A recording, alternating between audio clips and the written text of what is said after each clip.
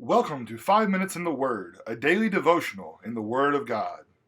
Logan, the last time we were looking at First Timothy, the Apostle Paul was very clear in what he was talking about, that some people are so wrapped up in creating fights and making money that they're not doing the truth any good. So what does he go to next? He kind of hits on this idea of contentment, and as modern day Christians, we can't find our contentment in stuff. Okay. Stuff as in like the materialistic things here on earth. Like yes, that we actually talked a little bit about it in Psalm 49. Yeah. But really, the stuff that we have, yes, it's good. And there, in some avenues, we can have an evangelistic effort through that, but we don't. That's not our end all be all. Our contentment, our true contentment, doesn't come from that. Starting in verse 6, but godliness with contentment is great gain. I want to focus on the word godliness just for a minute because it's also mentioned in the previous verse as well. Yes. And you mentioned a little bit in talking about verses 3 through 5 too. Healthy words.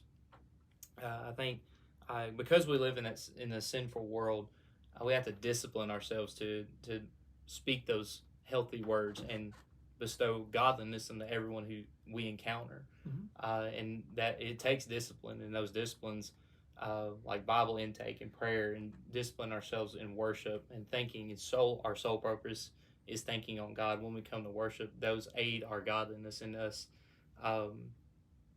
Keep going, or we speak healthy words more and more often. So verse 6 for the rest of this little section here kind of speaks on the theme leading into verse 7. For we brought nothing into this world, and we cannot take anything out of the world.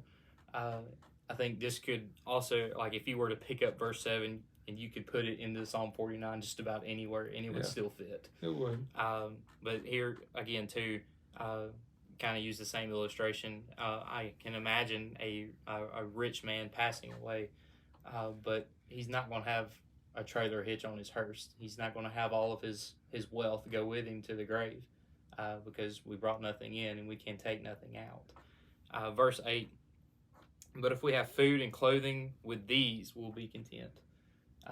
These are the basic necessities. I think, too, because that's really what, if you look back over the course of Jesus' ministry, if there was a need, then he provided that basic necessity. If they didn't have the basic necessity, he gave it to them, or he bestowed that blessing upon them. And I think if Jesus gave that to them, then that should be enough for us as well. Verse 9 and 10 really go together really well, actually, in a subject matter, that is. But those who desire to be rich fall into temptation, into a snare, and many senseless and harmful desires that plunge people into ruin and destruction. James chapter 1 really comes to mind, in sin and temptation being luring and enticing us. Right. And money is definitely an enticement, because wouldn't it be nice to not have to have any financial worries about anything here on earth? But we can't forget about the fact that that's not our end all be all.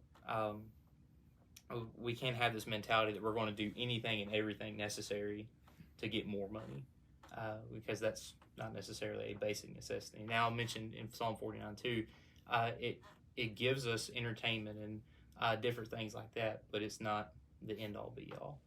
Verse 10 now, as we conclude. For the love of money is the root of all kinds of evil. If it is through this craving that some have wandered away from the faith and pierced themselves with many pangs. That love of money and that constant desire to obtain more of it, ultimately it clouds and then sadly it ultimately destroys the willingness of Christians and potential Christians to abide in the faith. And I think as Christians too, modern day, we have to be mindful of where our true desire is. Is it making sure we are taken care of on earth, or we're taking care of ourselves to get to heaven? That's a good question. And, it's interesting as you read this, and you've alluded to it a little bit, really money itself is neutral. Mm-hmm. It's neither good nor bad. But having said that, we need to realize that it's a good servant. Mm-hmm. You can use it for good in your life, helping other people, like we basically started with, way back at the beginning of the chapter, or it can be a terrible master.